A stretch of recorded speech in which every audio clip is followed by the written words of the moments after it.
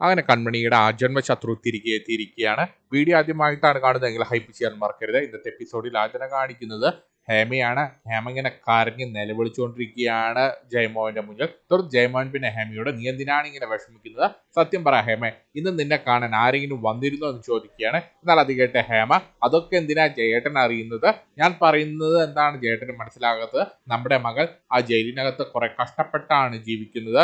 എന്നാൽ അത് കേട്ട് ജയമോഹൻ വീണ്ടും ഹേമയോട് നീ സത്യം പറ, ഇതിനു മുമ്പ് വരെ നീ ഇങ്ങനെയൊന്നും അല്ലല്ലോ സംസാരിച്ചത്, ഇപ്പോൾ പെട്ടെന്ന് എങ്ങനെയാണ് നിനക്കൊരു മാറ്റം ഉണ്ടായത്, ആരാണ് വന്നതെന്ന് ചോദിക്കുമ്പോൾ ഹേമ സത്യം പറയുകയാണ്, എന്നെ കാണാൻ ഇന്ന് സുമിത്ര വന്നിരുന്നു എന്ന് പറയുകയാണ്. എന്നാൽ അത് കേൾക്കുമ്പോൾ തന്നെ ജയമോഹന് ദേഷ്യം വരികയാണ്. നീ എന്തിനാണ് ആ വൃത്തികെട്ട അവളെ നമ്മുടെ വീടിനകത്തേക്ക് കയറ്റിയതെന്ന് ചോദിക്കുകയാണ്. അവർ പറയുന്നൊന്നും വിശ്വസിക്കരുത്, അവരൊരു ഭൂലോക കള്ളിയാണെന്നൊക്കെ പറയുകയാണ്. എന്നാൽ അത് കേട്ട് ഹേമ അതെന്തിനാണ് നമ്മൾ അന്വേഷിക്കുന്നത്, അവരെ മാനസിക ജയിലിൽ പോയി കണ്ടിരിക്കുകയാണ്, അവിടെ കണ്ടത് എന്തായാലും സത്യമായിരിക്കും എന്ന് പറയുകയാണ്. അത് മാത്രം നമ്മൾ നോക്കിയാൽ മതി, നമുക്ക് മാനസികയെ ജാമ്യത്തിലെടുക്കണം, നമുക്ക് മാനസിക ജയിലിൽ പോയി കാണണം എന്ന് പറയുമ്പോൾ ജയമോഹൻ എനിക്കൊരു തീരുമാനമേ ഉള്ളൂ, അത് ഞാൻ എടുത്തു കഴിഞ്ഞതാണ്, ഇനി അതിലൊരു മാറ്റവും ഉണ്ടാകില്ല എന്ന് പറഞ്ഞുകൊണ്ട് ജയമോഹൻ അകത്തേക്ക് കയറി പോവുകയാണ്. തുറന്നു കാണിക്കുന്ന സാഗറിന്റെ വീടാണ്. സുജാത വിഷമിച്ച് നിൽക്കുകയാണ്. ഭാഗ്യശ്രീ ദുബായിലേക്ക് പോയി എന്ന് പറയുന്നതിലും എന്തൊരു ദുരൂഹതയുണ്ടെന്ന് പറയുമ്പോൾ അങ്ങോട്ടേക്ക് കൃഷി വരികയാണ്.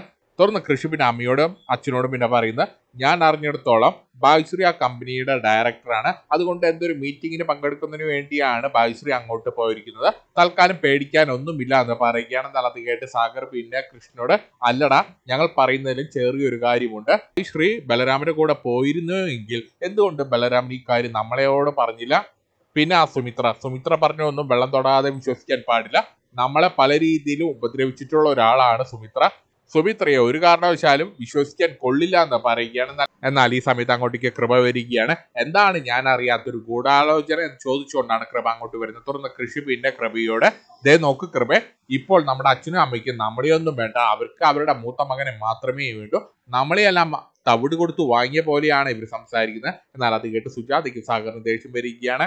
തുറന്ന് കൃപ പിന്നെ കൃഷ്ണനോട് എനിക്കും അതിൽ ചെറിയൊരു സംശയം ഇല്ലാതില്ല, ഇവരുടെ പെരുമാറ്റം കാണുമ്പോൾ ഇപ്പോൾ അങ്ങനെയാണ് എനിക്ക് തോന്നുന്നത് എന്ന് പറയുകയാണ്. എന്നാൽ അത് കേട്ട് സുജാതയ്ക്ക് വീണ്ടും വിഷമമാവുകയാണ്.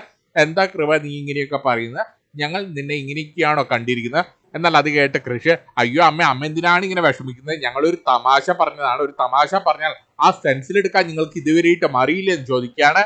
ഏട്ടനെ നിങ്ങളെക്കാട്ടും കൂടുതൽ ഞങ്ങൾ സ്നേഹിക്കുന്നുണ്ട്, ഏട്ടന് ഒരു ആപത്തും സംഭവിക്കില്ല, അമ്മ ധൈര്യമായിരിക്കുക എന്ന് പറഞ്ഞുകൊണ്ട് കൃഷി അമ്മയ്ക്കും അച്ഛനും ധൈര്യം കൊടുക്കുകയാണ്. തുറന്ന് കാണിക്കുന്ന കൺമണിയാണ്. കൺമണി സെൽഫി വീഡിയോ ഓൺ ആക്കിയിട്ട് ആ ഡോക്യുമെന്ററിക്ക് വേണ്ടിയുള്ള പ്രാക്ടീസ് ആണ്. എന്നാൽ ഈ സമയത്ത് അങ്ങോട്ടേക്ക് സുലോചന വരികയാണ്. കൺമണിയുടെ ഈ കാട്ടിക്കൂട്ടലുകളെല്ലാം കണ്ട് സുലോചനയ്ക്ക് ചിരി വരികയാണ്. നീ ഇത് എന്ത് കോപ്രായമാണ് കാണിക്കുന്നതെന്ന് ചോദിക്കുമ്പോൾ കൺമണി ഗോകുൽ ഇപ്പോൾ വരും, ഗോകുൽ വരുന്നതിന് മുമ്പ് പ്രാക്ടീസ് ചെയ്തിരിക്കണം എന്ന് പറഞ്ഞുകൊണ്ടാണ് ഗോകുൽ പോയിരിക്കുന്നത്. ഞാൻ ചെയ്തത് എങ്ങനെയുണ്ട് അമ്മായി, സൂപ്പർ ആയിട്ടില്ല എന്ന് ചോദിക്കുകയാണ്. എന്നാൽ അത് കേട്ട് സുലോചന കൺമണിയെ കളിയാക്കുകയാണ്. ഇത് കാണുമ്പോൾ തന്നെ എന്തോ പോലെ എന്ന് പറയുകയാണ്. നീ ഇങ്ങനെ കഷ്ടപ്പെട്ട് അഭിനയിക്കേണ്ട കാര്യമൊന്നുമില്ല, നീ ശരിക്കും ജീവിച്ചാൽ മാത്രം മതി എന്ന് പറയുകയാണ്. തുറന്ന് അങ്ങോട്ടേക്ക് ശ്രീനി വരികയാണ്. തുറന്ന് ശ്രീനി സുലോചനി കൺമണിക്ക് കുറെ മാർഗനിർദ്ദേശങ്ങളെല്ലാം കൊടുക്കുകയാണ്. എങ്ങനെയാണ് ആ ഡോക്യുമെന്ററിയിൽ പങ്കെടുക്കുന്നതിനെ കുറിച്ചുള്ള കാര്യങ്ങളാണ് കൺമണിക്ക് പഠിപ്പിച്ചു കൊടുക്കുന്നത്. എന്നാൽ ഇതെല്ലാം കേട്ട് കൺമണി പിന്നെ ഇവരോട് അങ്ങനെയാണെങ്കിൽ ഞാൻ ഇതിൽ പങ്കെടുക്കുന്നില്ല, ഞാൻ അവരെ വിളിച്ച് വേണ്ടാന്ന് പറയാം. എന്നാൽ അത് കേട്ട് അച്ഛൻ നീ ഇത് എന്ത് മണ്ടത്തരമാണ് കാണിക്കുന്നത്, ഇതൊക്കെ ഒരു ഭാഗ്യമാണ് കൺമണി, ഇതെല്ലാവർക്കും കിട്ടുന്നൊരു അവസരമല്ല, നീ ആരാണെന്നും എന്താണെന്നും നാട്ടുകാർ അറിയണം, അതുകൊണ്ട് നീ ഇതിൽ നിന്ന് പിന്മാറാൻ പാടില്ല. തുറന്ന് കാണിക്കുന്ന ബലരാമനാണ്. ബലരാമന് ഭാഗ്യശ്രീയും കൂടിയാണ് സംസാരിക്കുന്നത്. തുറന്ന് ബലരാമൻ ഭാഗ്യശ്രീയോട് മേരിക്ക് ഞാൻ കൃഷ്ണന്റെ നമ്പർ കൊടുത്തിട്ടുണ്ട്, മേരിക്ക് ഇതുവരെയായിട്ട് കൃഷ്ണനെ ബന്ധപ്പെടാൻ സാധിച്ചു കാണില്ല, അതുകൊണ്ടായിരിക്കും കൃഷ്ണൻ നമ്മളെ തേടി എത്താത്തതെന്ന് പറയുകയാണ്. എന്നാൽ അത് കേട്ട് ഭാഗ്യശ്രീ ചേട്ടനൊന്ന് വിഷമിക്കാതിരിക്കുക, കൃഷ്ണൻ എന്തായാലും വരുമെന്ന് പറയുകയാണ്. തുറന്ന ബലരാമൻ എനിക്ക് നിന്റെ കാര്യം ഓർത്തിട്ടാണ്, നീ എങ്ങനെയെങ്കിലും ഇവിടുന്ന് രക്ഷപ്പെടണം, എനിക്ക് എന്റെ കാര്യം ഓർത്ത് പേടിയില്ല എന്ന് പറയുകയാണ്. തുറന്ന് ബലരാമൻ ഭാഗ്യശ്രീയോട് എനിക്കൊരു ഗ്ലാസ് വെള്ളം തരുമോ എന്ന് ചോദിക്കുകയാണ്. തുറന്ന് ഭാഗ്യശ്രീ അവിടെ നിന്ന് എഴുന്നേറ്റ് പോവുകയാണ് വെള്ളം എടുക്കുന്നതിന് വേണ്ടി. എന്നാൽ ഈ സമയത്ത് സുമിത്ര ഏർപ്പാടാക്കിയ ഓരോ ചീള് കൊണ്ട് അങ്ങോട്ടേക്ക് വരികയാണ്. ഇവർക്കുള്ള ഭക്ഷണമായിട്ടാണ് വരുന്നത്. തുറന്ന് ബലരാമനെ കണ്ട് ആ ചീള് കൊണ്ട് ഒരു ഷോ ഇറക്കാൻ നോക്കുകയാണ്. എന്താടാ നീ എന്നെ നോക്കി ദഹിപ്പിക്കുക എന്നൊക്കെ ചോദിച്ചു വലിയ ഷോ ഇറക്കുകയാണ്. തുറന്ന് ബലരാമനുള്ള ഭക്ഷണത്തിന്റെ പൊതി ബലരാമന് കൊടുക്കുകയാണ്. തുറന്ന് മറ്റേ പൊതിയുമായിട്ട് നേരെ ഭാഗ്യശ്രീയുടെ അടുത്തേക്ക് ചെല്ലുകയാണ്. അതിനുശേഷം പട്ടിക്ക് ഭക്ഷണം എറിഞ്ഞു കൊടുക്കുന്ന പോലെ ഭാഗ്യശ്രീക്ക് നിലത്തേക്ക് ഭക്ഷണം എറിഞ്ഞു കൊടുക്കുകയാണ്. എന്നാൽ അത് കണ്ട് ബലരാമൻ നല്ല ദേഷ്യം വരികയാണ്. തുറന്ന് ബലരാമൻ ആ ഗുണ്ടയെ അങ്ങോട്ടേക്ക് വിളിക്കുകയാണ്. നീ എന്ത് വൃത്തികേടാടാ കാണിച്ച്, മര്യാദയ്ക്ക് ആ ഭക്ഷണം ഭാഗ്യശ്രീയുടെ കയ്യിലേക്ക് എടുത്തു കൊടുക്കാൻ പറയുകയാണ്. എന്നാൽ അത് കേട്ട ആ ഗുണ്ട എടുത്തു കൊടുത്തില്ലെങ്കിൽ നീ എന്നെ മൂക്കി കയറ്റുമോ, നീ എന്ത് ചെയ്യുമടാ എന്ന് തിരിച്ചു ചോദിക്കുകയാണ്. എന്നാൽ അത് കേട്ട് ബലരാമന് വീണ്ടും ദേഷ്യം വരികയാണ്. മര്യാദയ്ക്ക് ഞാൻ പറഞ്ഞനുസരിച്ചില്ലെങ്കിൽ നീ വിവരം അറിയുമെന്ന് പറഞ്ഞ് ഭീഷണിപ്പെടുത്തുകയാണ്. എന്നാൽ അത് കേട്ട് ആ ഗുണ്ട ട്രിഗർ ആവുകയാണ്. തുടർന്ന് ആ ഗുണ്ട ബലരാമനെ ആക്രമിക്കുന്നതിന് വേണ്ടി ബലരാമന്റെ അടുത്തേക്ക് ചെല്ലുന്ന സമയത്ത് ബലരാമൻ വീൽ ചെയറിലിരുന്ന് ആ ഗുണ്ടയുടെ കഴുത്തിന് കുത്തിപ്പിടിക്കുകയാണ്. തുടർന്ന് ആ ഗുണ്ട ശ്വാസം കിട്ടാതെ നിലത്ത് കിടന്ന് പെടയുകയാണ്, കരയിൽ വീണ മീനിനെ പോലെ. എന്നെ വിടറ എന്ന് പറഞ്ഞുകൊണ്ട് ആ ഗുണ്ട നിലത്ത് കിടന്ന് പെടയുകയാണ്. എന്നാൽ അത് കണ്ട് ബായിശ്രീ ഓടി വരികയാണ്. അയ്യോ ചേട്ടാ എന്താണ് കാണിക്കുന്നത്, അയാളെ വിട് എന്നൊക്കെ പറഞ്ഞ് ബായിശ്രീ ഒച്ചമ്പാളം വെക്കുകയാണ്. എന്നാൽ ബായിശ്രീയുടെ ഒച്ചമ്പാളം കേട്ട് പുറത്തുനിന്ന് വേറെ ഗുണ്ടകൾ അകത്തേക്ക് കയറി വരികയാണ്. തുടർന്ന് എല്ലാവരും പിടിച്ച് ബലരാമനെ പിടിച്ചു മാറ്റുകയാണ്. തുടർന്ന് ആ ഗുണ്ട വീണ്ടും ബലരാമനെ ഭീഷണിപ്പെടുത്തുകയാണ്. ഇത്തവണ ഞാൻ നിന്നോട് ക്ഷമിച്ചു. തുടർന്ന് ബലരാമൻ, എനിക്കെന്തെങ്കിലും സംഭവിച്ചാൽ എനിക്ക് ചോദിക്കാനും പറയാനും എനിക്കൊരു അനിയനും കൂടിയുണ്ട്, അവൻ വന്ന് നിങ്ങളുടെ കഥ കഴിക്കുമെന്ന് പറയുകയാണ്. എന്നാൽ അത് കേട്ട ഗുണ്ടകൾ വേഗം തന്നെ അവിടെ നിന്ന് സ്കൂട്ടാവുകയാണ്. തുറന്ന് കാണിക്കുന്നത് കൺമണിയാണ്. കൺമണി കൃഷ്ണ സ്വപ്നം കണ്ടുകൊണ്ട് ഇങ്ങനെ ഇരിക്കുകയാണ്, നല്ല റൊമാൻറ്റിക് മോഡിൽ.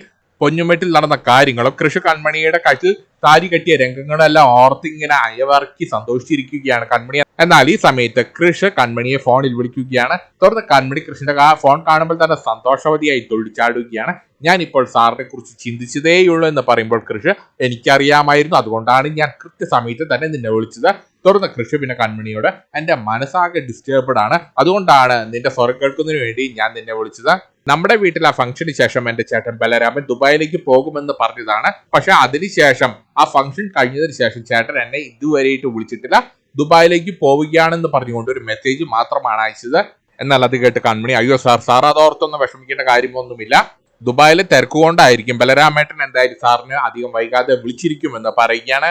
ഞാനൊരു കാര്യം ചെയ്യട്ടെ കൺമണി, ഞാൻ ഇപ്പോൾ തന്നെ അങ്ങോട്ടേക്ക് വന്നാലോ എന്ന് പറയുമ്പോൾ എന്നാൽ അത് കേട്ട് കൺമണി, അയ്യടാ മോനെ എന്തിനാണ് ഇപ്പോൾ ഇങ്ങോട്ട് വരുന്നതെന്ന് ചോദിക്കുകയാണ്. തുടർന്ന് കൃഷി വലിയ വലിയ കാര്യങ്ങളാണ് കൺമണിയോട് പറയുന്നത്. നമ്മുടെ കല്യാണത്തിന് വേണ്ട ഡ്രസ്സിനെ കുറിച്ചും സ്വർണ്ണാഭരണത്തെ കുറിച്ചും അങ്ങനെ എല്ലാത്തിനെ കുറിച്ചും നമുക്ക് ചർച്ച ചെയ്യാമല്ലോ എന്ന് ചോദിക്കുകയാണ്. എന്നാൽ അത് കേട്ട് കൺമണി, ആ വക ചർച്ചയൊന്നും രാത്രി വേണ്ട, അതൊക്കെ ഓഫീസിൽ നമുക്ക് ഫ്രീ ആകുമ്പോൾ മതി എന്ന് പറയുകയാണ്. തൽക്കാലം സാർ ഇപ്പോൾ ഇങ്ങോട്ട് വരണ്ട. എന്നാൽ അത് കേട്ട് കൃഷി ചെറിയൊരു നിരാശയോടുകൂടി, എങ്കിൽ പിന്നെ ഒരു കാര്യം ചെയ്യും കൺമണി, എനിക്കൊരു മുത്തുകവെങ്കിലും താ എന്ന് പറയുകയാണ്. എന്നാൽ അത് കേട്ട് കൺമണി, സാറിപ്പോൾ എന്നെ വിളിച്ചത് മനസ്സ് ഡിസ്റ്റർബ്ഡ് ആയതുകൊണ്ടല്ലേ, അല്ലാതെ മുത്തുകവിന് വേണ്ടിയല്ലല്ലോ എന്നെ വിളിച്ചത്. എന്നാൽ ഈ സമയത്ത് ഗോകുൽ കൺമണിയെ വിളിക്കുകയാണ്. തുടർന്ന് കൺമണി, അയ്യോ സാർ ഇതേ ഗോകുൽ എന്നെ വിളിക്കുന്നുണ്ട് എന്ന് പറഞ്ഞുകൊണ്ട് ഫോൺ വെക്കുകയാണ്. തുടർന്ന് കാണിക്കുന്നത് മാനസിയെ ജയിലിൽ പോയി കാണുന്നതിന് വേണ്ടി ഹേമ ജയിലിലേക്ക് എത്തിയിരിക്കുകയാണ്. തുടർന്ന് ഹേമ പതിവ് പോലെ കരഞ്ഞ് അഭിനയിക്കുകയാണ്. തുടർന്ന് മാനസ പിന്നെ ഹേമയോട് നല്ല ഗൗരവത്തിൽ, അമ്മ എന്തിനാണ് ഇപ്പോൾ ഇങ്ങോട്ട് വന്നത്?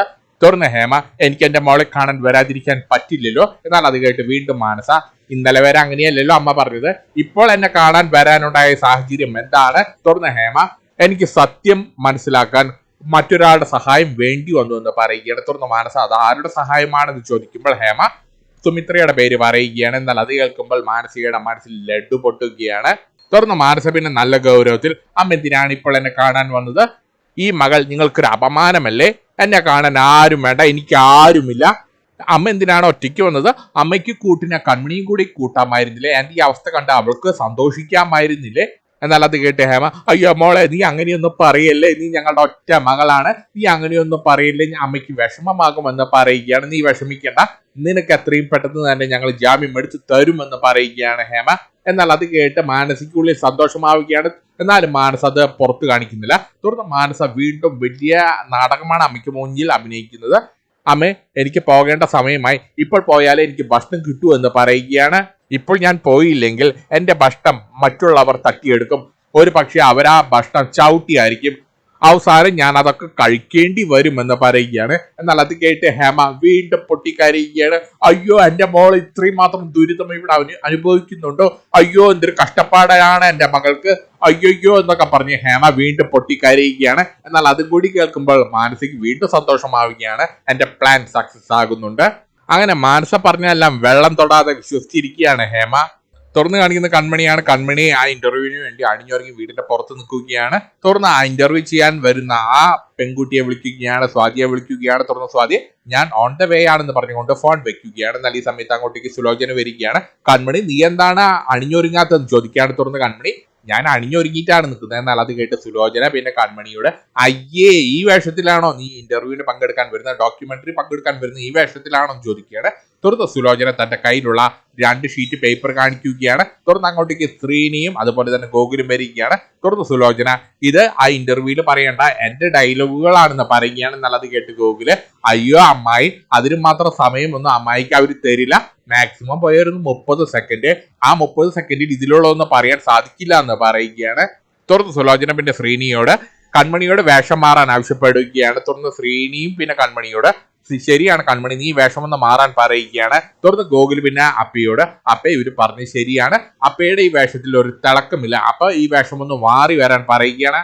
നല്ല കണ്ണ് മഞ്ഞ കളിക്കുന്ന നല്ല ഡ്രസ് ഇട്ട് വരാൻ ആവശ്യപ്പെടുകയാണ് ഗോകുൽ. എന്നാൽ ഈ സമയത്ത് അങ്ങോട്ടേക്ക് ഒരു ഓട്ടോറിക്ഷ വരികയാണ്. തുടർന്ന് എല്ലാവരും ആ ഓട്ടോറിക്ഷയിലേക്ക് ഇങ്ങനെ കണ്ണ് നട്ട് നോക്കി നിൽക്കുകയാണ്. അങ്ങനെ എല്ലാവരെയും ഞെട്ടിച്ചുകൊണ്ട് ആ ഓട്ടോറിക്ഷയിൽ നിന്ന് ഒരു പുതിയ അവതാരം ഇറങ്ങി വരികയാണ്. എന്നാൽ ആ അവതാര പിറവിയെ കണ്ട് ഗോകുൽ നെഞ്ചത്ത് കൈവച്ചുകൊണ്ട് അയ്യോ ദേ എന്റെ അമ്മ തിരികെ എത്തിയിരിക്കുന്നു. അതെ, ധനലക്ഷ്മിയാണ് വന്നിരിക്കുന്നത്, പുതിയൊരു മുഖവുമായിട്ടാണ് ധനലക്ഷ്മി വന്നിരിക്കുന്നത്. തുടർന്ന് ശ്രീനി സുലോചിനി ഇവളെന്തിനാണ് ഈ സമയത്ത് ഇങ്ങോട്ട് കയറി വന്നിരിക്കുന്നത്, ഇവിടെ ഡോക്യുമെന്ററി ഷൂട്ട് ഉണ്ടെന്ന് അറിഞ്ഞുകൊണ്ടാണോ ഇവൾ ഇങ്ങോട്ട് കയറി വന്നിരിക്കുന്നത്. എന്നാൽ അത് കേട്ട് ശ്രീനി മിക്കവാറും അത് അവളെ എങ്ങനെയോ അറിഞ്ഞിട്ടുണ്ടാകും എന്ന് പറയുകയാണ്. തുടർന്ന് ഓട്ടോറിക്ഷയിൽ നിന്ന് കുറെ സാധനങ്ങളുമായിട്ടാണ് ധനലക്ഷ്മി ഓട്ടോറിക്ഷയിൽ നിന്ന് ഇറങ്ങുന്നത്. കുറെ സ്വർണ്ണാഭരണങ്ങളും അതുപോലെ തന്നെ ഡ്രസ്സുമായിട്ടാണ് ധനലക്ഷ്മി പുറത്തേക്ക് ഇറങ്ങുന്നത്. എന്നാൽ അതും കൂടി കാണുമ്പോൾ തന്നെ കൺമണിയും ഗോകുലും സുലോചിനിയും ശ്രീനിയും ഒക്കെ ഞെട്ടി നിൽക്കുകയാണ്. ധനലക്ഷ്മി രണ്ടും കൽപ്പിച്ചുള്ള ഒരു വരവാണെന്ന് എല്ലാവർക്കും മനസ്സിലാവുകയാണ്. ഇതും കാണിച്ചുകൊണ്ടാണ് ഇന്നത്തെ എപ്പിസോഡ് തീരുന്നത്.